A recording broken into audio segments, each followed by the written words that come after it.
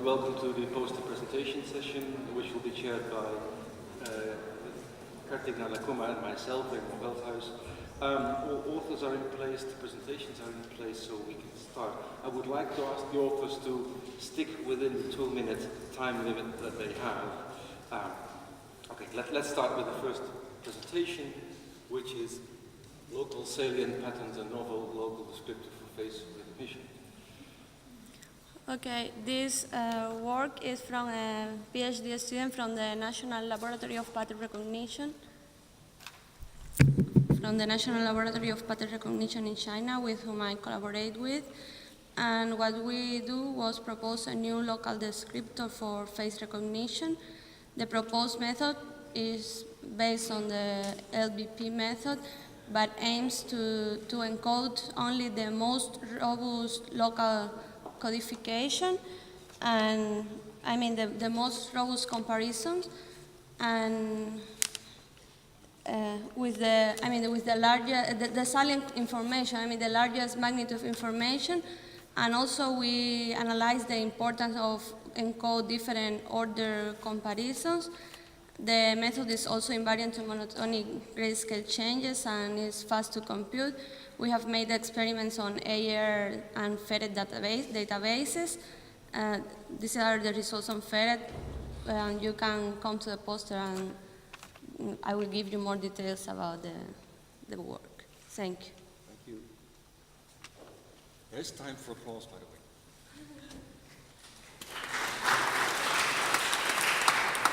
So we'll move on to the next one, which is Local Salient Patterns, a novel local descriptor for face recognition. Did you hear me? The next one is Local Salient Patterns, a novel local descriptor for face recognition. Pardon? There's no one here. Oh, you're right. So this doesn't work.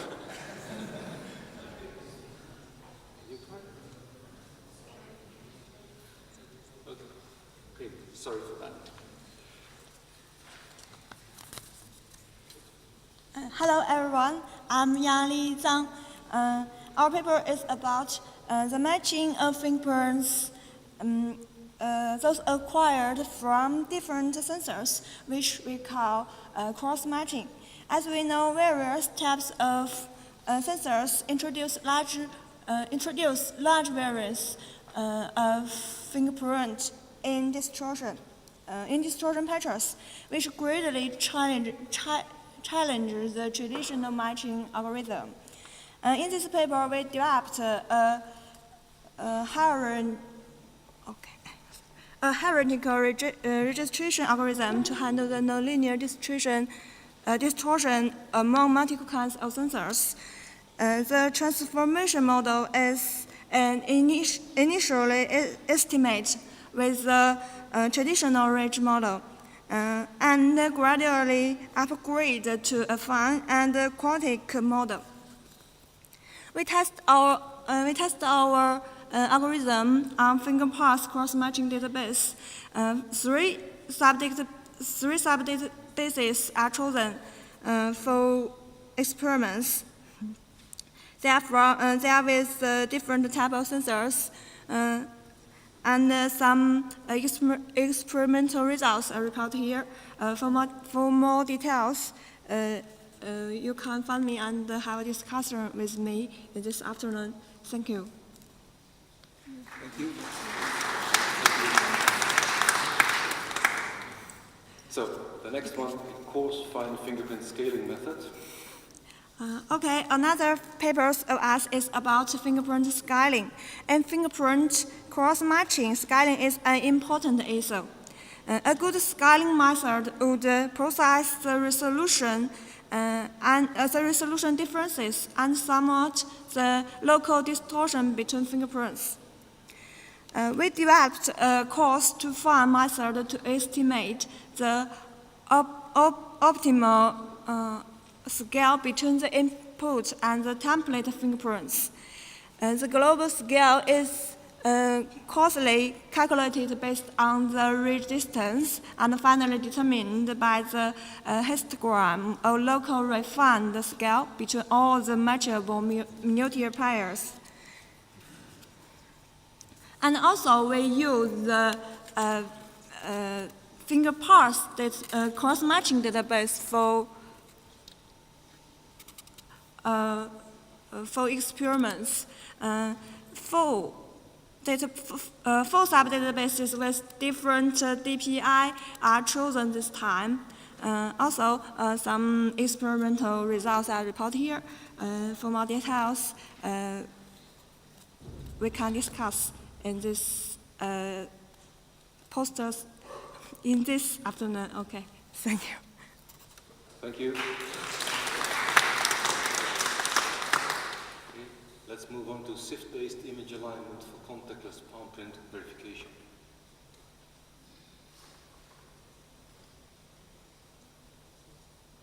Author is not here. Okay. Sketch-based face recognition forensic versus composite sketches. Hi everyone. So as the title suggests, I work on sketch-based face recognition.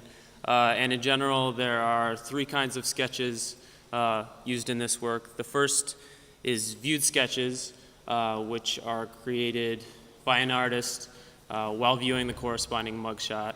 The second are what we call forensic sketches, which are created based on a witness's description by hand. And the third are composite sketches, which are also created based on a witness's description, but created using a menu-driven software where you're picking from a set of noses, a set of mouths, a set of eyes. So our lab pretty much exclusively focuses on forensic and composite sketches as testing modalities because viewed sketches don't provide much forensic relevance.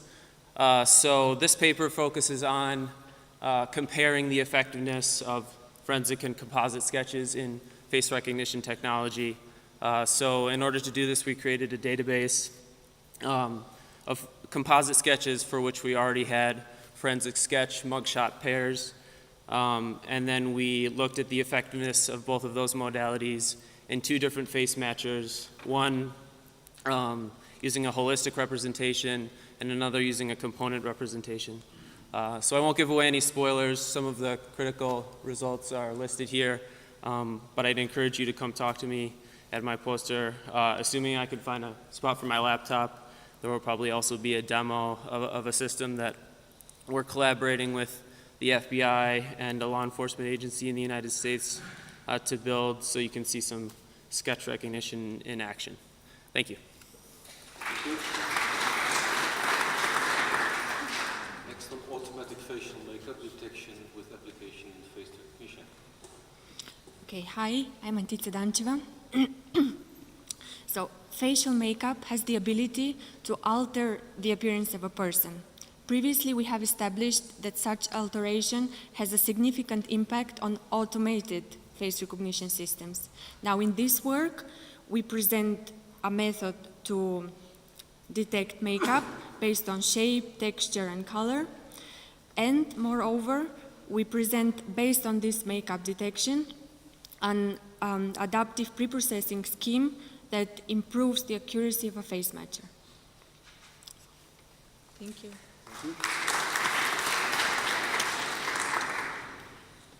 Okay. Next paper, bits extraction for palm print template protection with Gabor magnitude multiple quantization. Hello everybody, I'm Meiru. In our paper, a method of binary feature extraction method is proposed for palm print template protection. The images we consider are low resolution for online applications. The extracted bits we expect should be high discriminative and also should be as reliable as possible. So far, there have been several binary feature extraction methods reported for typical unprotected palm print verification system. These methods shows high discriminative ability. But in our experiments, we found that the bits they got are unapplicable when implemented for template protection system because the bits they got are normally too noisy. In contrast, the proposed method by us provides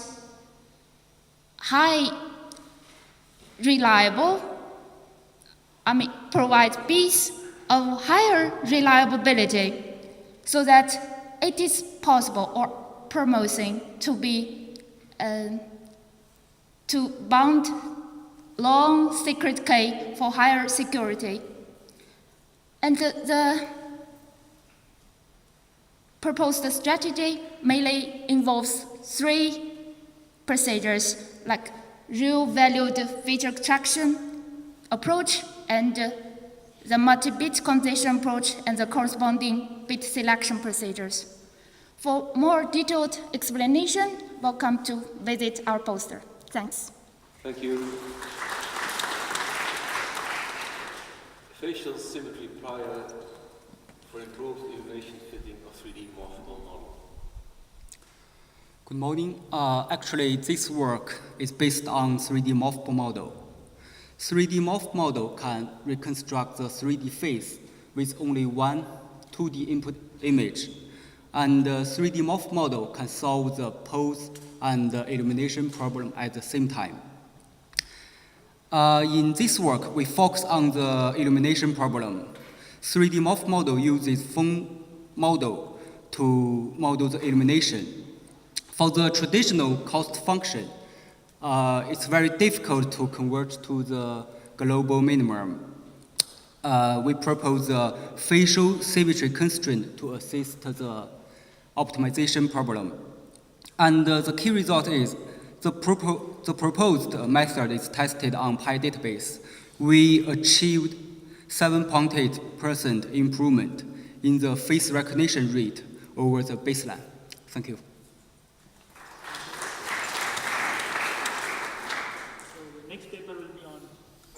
Next paper will be on practical identification of encrypted biometric data using oblivious RAM from Morpho, France. Hello everyone. We propose a new protocol for identification over encrypted biometric data that are outsourced. In our setting, the client wants to outsource his biometric database to a cloud provider. For obvious confidentiality reasons, this data will be encrypted, but we still want to use them for 1 versus n identification without downloading the entire database. So we are using a protocol with a pre-computed filtering phase using locality-sensitive hash functions. That's for the biometric part. For the security part, we want to preserve privacy of our accesses to the cloud.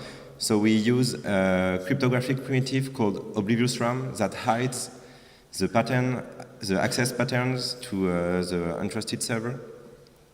So when the client queries some biometric data, the cloud does not know which data is accessed, and it does not know for different accesses if they concern the same biometric data or not. We implemented this protocol with application to iris recognition, and it gives pretty good efficiency performances. So for a database of a few hundreds of thousands of irises, the local computation time is only a few hundred milliseconds, but there is an overhead in the data exchange. Also advertising for a demo that we will do next to the poster. It's called 3D Biosecure. It's a way to sign your online transactions using biometrics acquired on your smartphone. So there will be a demo you will see next to the poster. Thank you. Let's thank the speaker. The next paper will be on Limbus impact of off-angle iris degradation. Hi, I'm Chris Bannon. I'm one of the co-authors presenting for Mahmoud Karakaya, who's one of my postdocs. The iris community has managed to avoid a basic understanding of many of the elements of the eye by ensuring that our hardware always captures high quality, primarily frontal data. And so a lot of these biological impacts like the cornea distorting the underlying iris pattern cancel out as long as you always capture them from the same angle.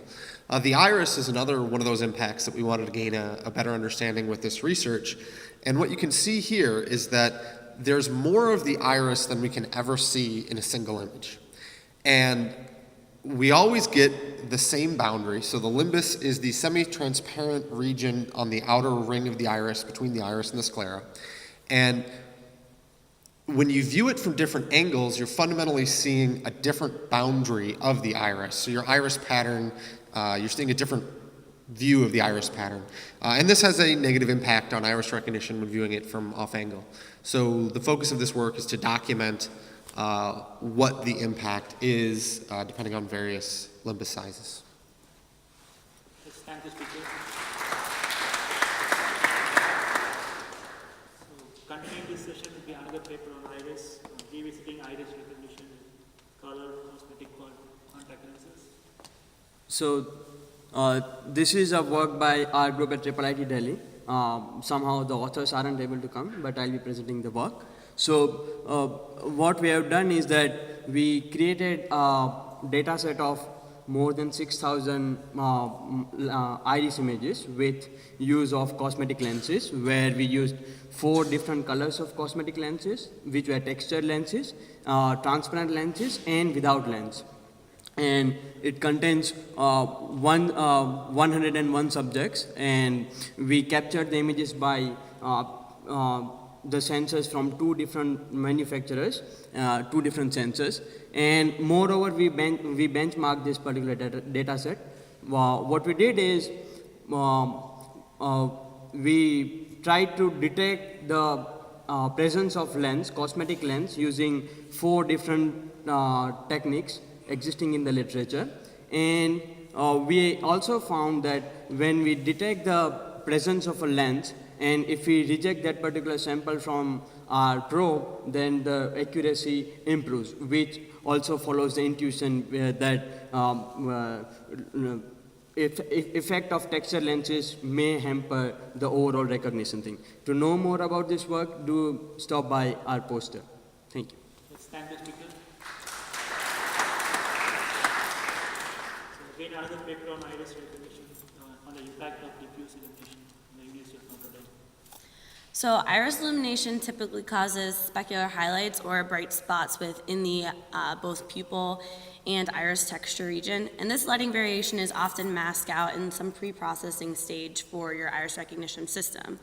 And it's thought that by removing or reducing these specular highlights, a more accurate template can be made, and this should improve your matching results. So in an attempt to reduce these specular highlights and thus remove or reduce the number of pixels masked out in this pre-processing stage, our work proposes a diffuse illumination system as seen here on the bottom left. To determine if the iris recognition performance is actually enhanced by this diffuse illumination system, we examined both the pupil and iris regions, as well as analyzed matching results obtained by several different iris algorithms. So the 3 main goals of this study were to, 1, create a system, 2, to examine the effects of specular highlights, and 3, be able to show concretely whether iris recognition systems were affected by diffuse illumination. Thanks. Let's thank the speaker. So the next presentation will be on biometric verification based on hand thermal images. Hello, I'm Adam Czajka. I would like to present some results to quite unpopular biometric trait based on thermal information about thermal imaging of inner part of our hand. So to do this, we developed a measurement device to measure thermal images of a hand, which is a cheaper alternative to thermal cameras.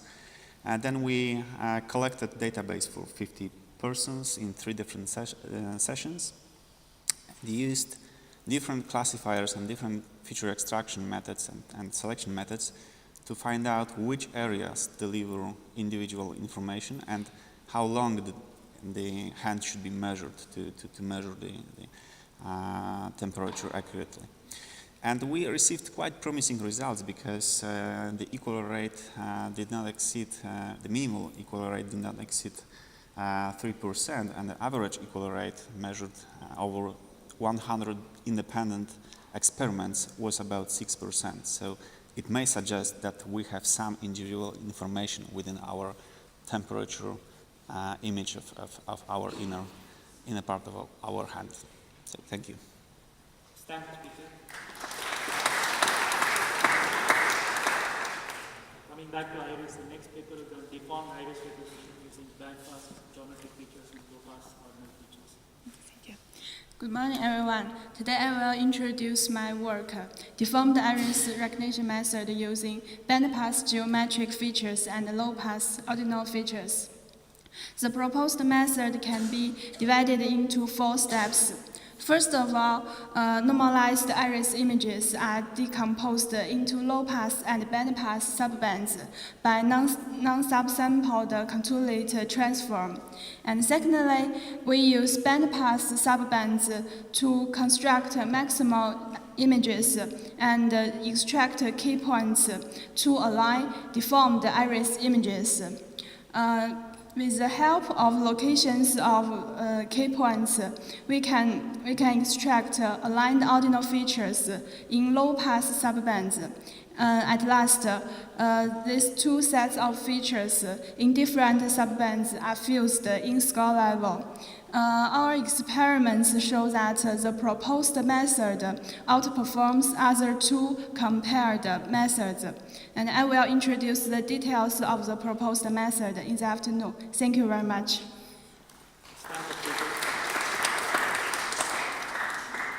the next paper will be on text-independent writer identification using stroke fragment and contour-based features. The authors are here. Okay. Let's move on to the next one. It's on predict and improve iris recognition performance based on pairwise image quality assessment.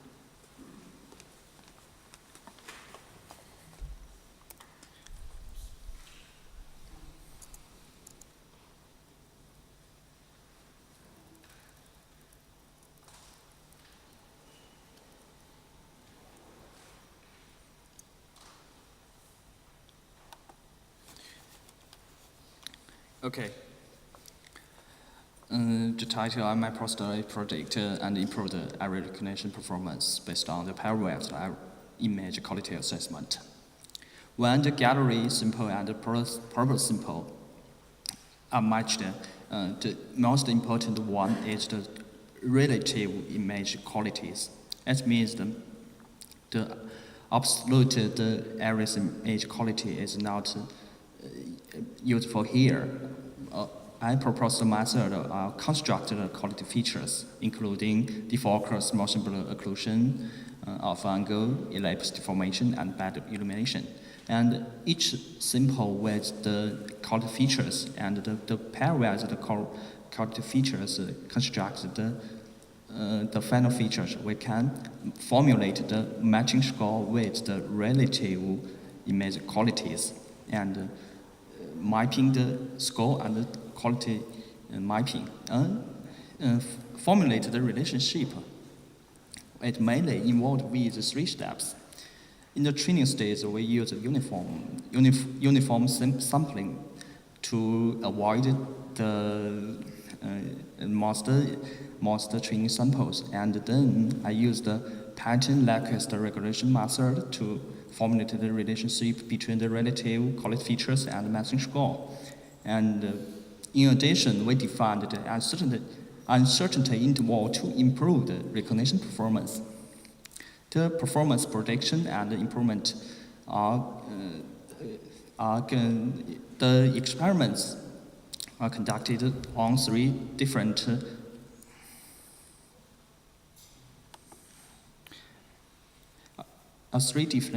databases, including SAE 2005 and Calcium Lamp 2000.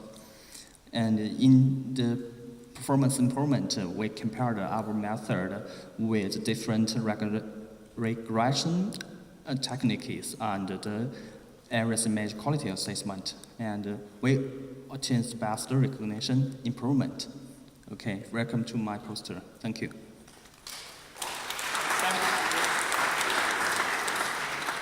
Once again, let's thank all the speakers in this poster spotlight session. And then hope all of you can attend the poster session at 3 p.m. today. And please don't forget to vote for the best poster. I think you would have received the voting slip. I think we break for lunch now.